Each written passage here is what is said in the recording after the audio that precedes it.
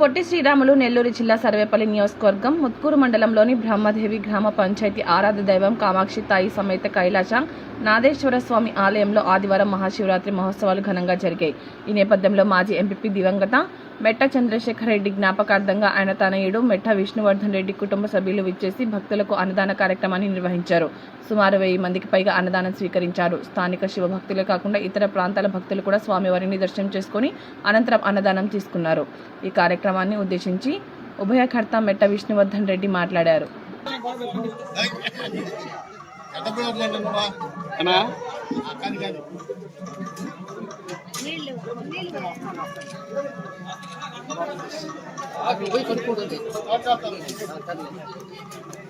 కాలంలో స్వర్గీయ మెట్ట చంద్రశేఖర్ రెడ్డి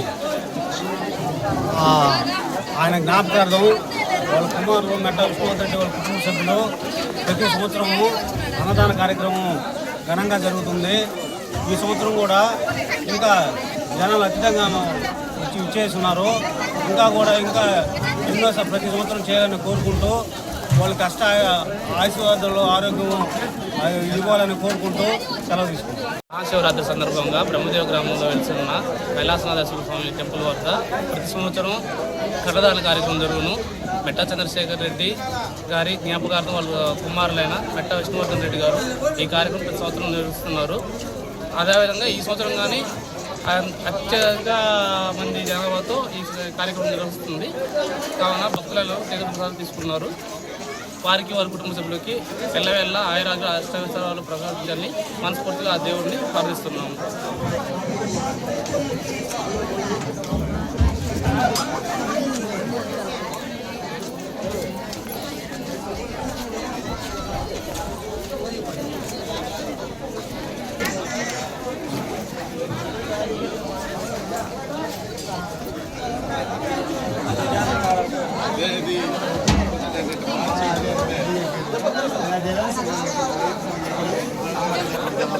Gracias.